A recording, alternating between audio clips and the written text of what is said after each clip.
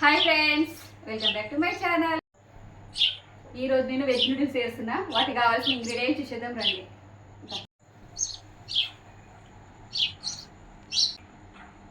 Noodles, capsicum, been, carrot, పచ్చిమిర్చి, పుదీనా, కరివేపాకు, కొత్తిమీర, ఆనియన్స్, రెడ్ చిల్లీ పౌడర్, అల్లం వెల్లుల్లి పేస్ట్, ధనియాల పొడి, garam masala, oil, pepper, salt, soya sauce.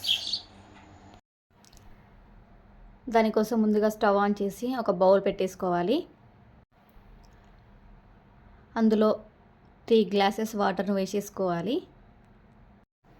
Water వేసిన తర్వాత 2 టేబుల్ స్పూన్ ఆయిల్ వేసేసుకుంటున్నాను. మూత పెట్టేసి ఒక 5 మినిట్స్ వాటర్ మరిగిన తర్వాత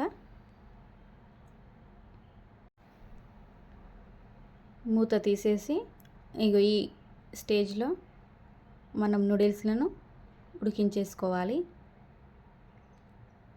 ఇక్కడ 2 మెంబర్స్కి సరిపడే నూడిల్స్ని చేసుకుంటున్నాను. నూడిల్స్ వేసిన తర్వాత అలా ఒకసారి కలిపేసి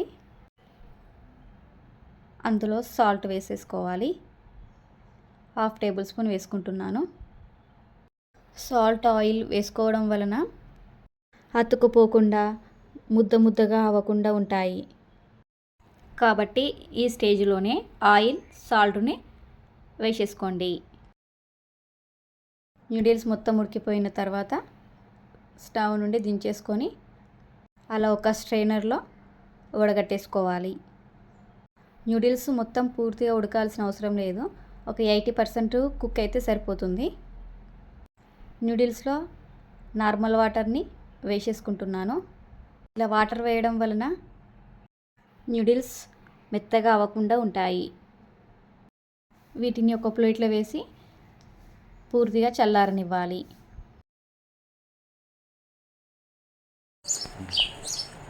నూడిల్స్ చల్లారేలోపు వెజిటేబుల్స్ని ఫ్రై చేసేసుకుందాం.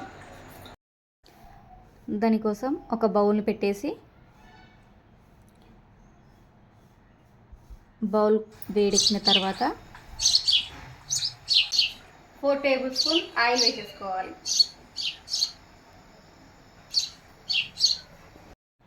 ఆయిల్ వేడెక్కిన తర్వాత అందులో పచ్చిమిర్చి, ఆనియన్స్ని వేసేస్తున్నాను. ఇలా ఒకసారి కలిపి 5 మినిట్స్ మగ్గించుకోవాలి. ఈ ప్రాసెస్ మొత్తం హై ఫ్లేమ్లో పెట్టి మాత్రమే చేసేసుకోవాలి. ఆనియన్స్, పచ్చిమిర్చి వేగిన తర్వాత అందులో క్యారెట్, బీన్, క్యాప్సికమ్ను వేస్తున్నాను. మీ దగ్గర గ్రీన్ పీస్ ఉంటే ఈ టైంలో యాడ్ చేసేసుకోండి. నేను వేయట్లేదు. వెజిటేబుల్స్ వేగడానికి అందులో 1/2 టేబుల్ స్పూన్ సాల్ట్ను వేసేస్తున్నా. సాల్ట్ ఈ టైంలో వేసుకోవడం వలన ముక్కలకి సాల్ట్ అనేది మంచిగా పడుతుంది. ఇవి 5 మినిట్స్ వేగిన తర్వాత అందులో కరివేపాకు, పుదీనా, కొత్తిమీరను వేసేస్తున్నాను. కరివేపాకు, పుదీనా వేయడం వలన టేస్ట్ అనేది చాలా అంటే చాలా బాగుంటుంది. కరివేపాకు, పుదీనా వేసి ఒకసారి ట్రై చేయండి. ఇవి 5 మినిట్స్ వేగిన తర్వాత అందులో 1 టేబుల్ స్పూన్ అల్లం వెల్లుల్లి పేస్ట్ను వేసేస్తున్నాను. అల్లం వెల్లుల్లి పేస్ట్ ఒక 5 మినిట్స్ వేగిన తర్వాత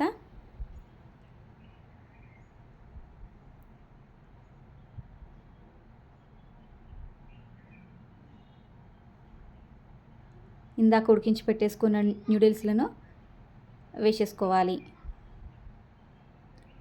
నూడిల్స్లను వేసిన తర్వాత అందులో 1/2 table spoon red chilli powder వేసుకోవాలి. 1/2 టీ స్పూన్ పెప్పర్ వేసేసుకుంటున్నాను.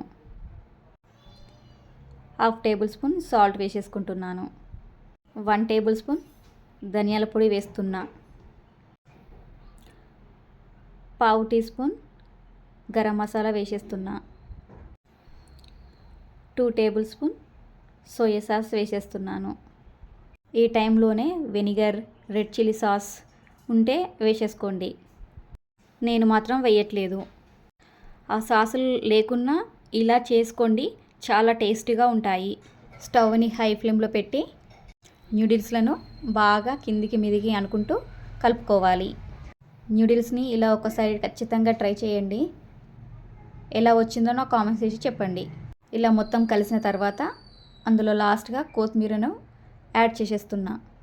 కొత్తిమీర బదులుగా స్ప్రింగ్ ఆనియన్స్ని యాడ్ చేసేసుకోండి. నా దగ్గర లేవు కాబట్టి నేను కొత్తిమీరను లాస్ట్లో యాడ్ చేసేసుకున్నాను. అంతేనండి, స్టవ్ పై నుండి దించేసి ప్లేట్లో సర్వ్ చేసేసుకుంటే ఎంతో టేస్టీ అయిన న్యూడిల్స్ రెడీ. మళ్ళీ రేపటి వీడియోలో కలుద్దాం. ఓకేనండి, బాయ్.